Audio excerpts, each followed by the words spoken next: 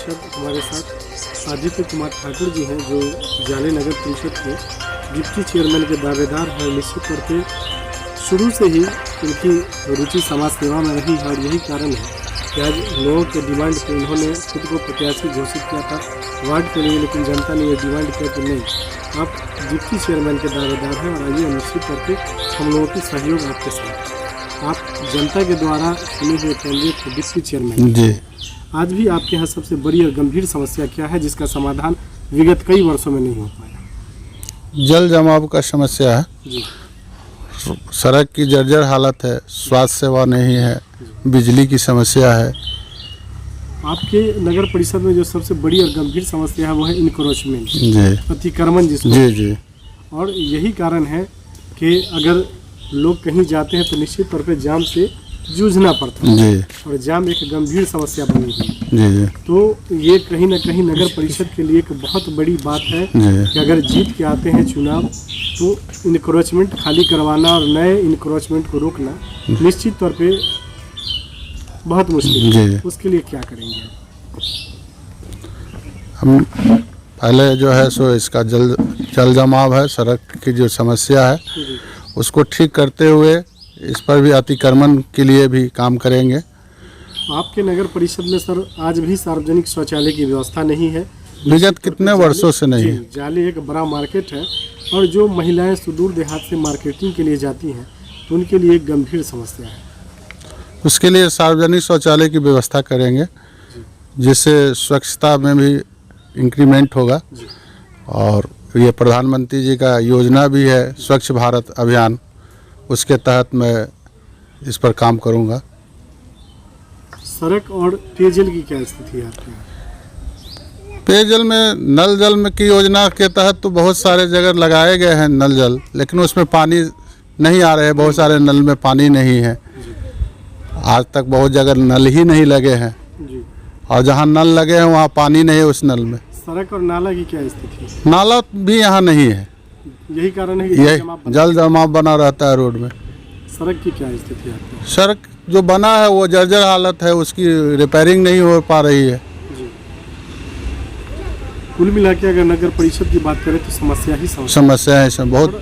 आपके यहाँ कई लोग हैं जो यहाँ के दावेदार हैं चेयरमैन के लिए और निश्चित तौर पे पूर्व में जनप्रतिनिधि रह चुके हैं। कई पूर्व मुखिया ऐसे हैं जो यहाँ से चुनाव लड़ रहे हैं, जनता के बीच जा रहे हैं, तो निश्चित तौर पे जनता ने इनको पहले मौका दिया है लेकिन शायद उस पर खड़े नहीं उतरे और यही कारण है कि आज आपके यहाँ जल जमाव, अतिक्रमण, शौचालय, स्वास्थ्य जीरो बना हुआ है। स्वास्थ्य की क्या स्थिति है आपका? स्वास्थ्य यहाँ रेफरल हॉस्पिटल है लेकिन उसमें उस ढंग की व्यवस्था नहीं है, न ढंग का बेड है, न ऑक्सीजन है, न जो है सो जांच का मशीन है। जांच का मशीन है तो वो सप्ताह में एक दिन एक्सरे वाले आते हैं, एक दिन अल्ट्रासाउंड वाले आते हैं। कुल मिला के ये कहा जाए कि स्वास्थ्य व्यवस्था जो है वो खुद बीमार है। जी जी जी जी।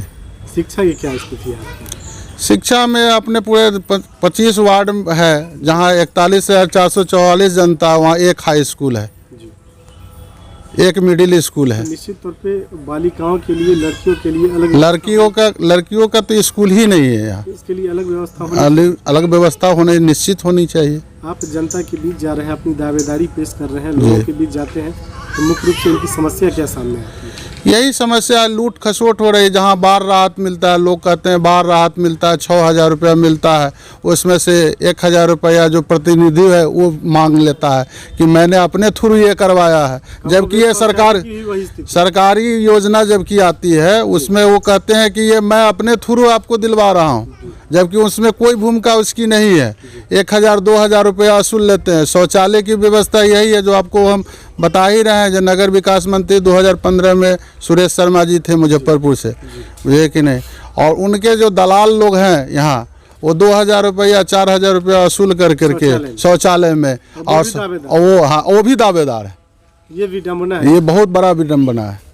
आपकी क्या थीम है, आपका क्या रोड मैप है, किस उद्देश्य से आप चुनाव लड़ रहे हैं? हमारा सबसे पहला यही है कि जो जनता के बीच जाए, जनता को काम जो हो उसमें एक भी पैसा नहीं लगाए। भ्रष्टाचार खत्म करना सबसे बड़ा मुद्दा, प्राथमिकता हमारे भ्रष्टाचार पे। जो पब्लिक के पास में पैसा आता और पब्लिक से वार्ड मेंबर लोग पैसा वसूल लेते हैं गैर तरह से, और उसको काम भी नहीं होता, समाधान नहीं होता है।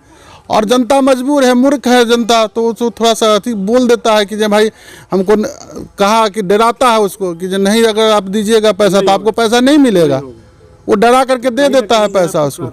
जी ये मेरा प्राथमिकता है। जाले की जनता से आप क्या अपील करेंगे? हम जनता से यही अपील करेंगे कि हमको आप लोग का आशीर्वाद चाहिए।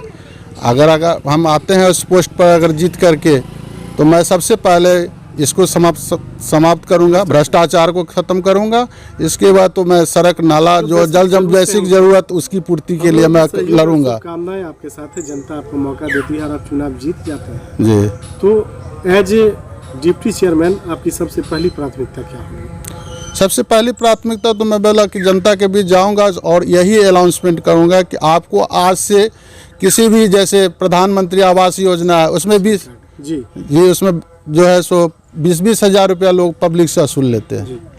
तो आवास और राशन कार्ड आपकी प्राथमिकता रहेगी, क्योंकि आम लोगों और गरीब गुरबों से क्योंकि वो जुड़ा हुआ है। घर बनाने के लिए उसको 1,20,000 रुपया मिलता है, अब तो नगर परिषद हो जाएगा तो 2,65,000 रुपया आएंगे उनकी, लेकिन उसमें जो है सो 20,000 रुपया जो बिचौलिया खा जाता है, नहीं बन पाता है। मेरा प्राथमिकता यही, जो मैं जनता के बीच जा करके जिनको आवास नहीं मिला है उनको आवास के लिए मैं प्रेरित करूंगा और उनमें एक राशन कार्ड की प्राथमिकता रहेगी। आदित्य कुमार ठाकुर जी, न्यूज़ IBN 7 और सुदर्शन न्यूज़ से बात करने के लिए।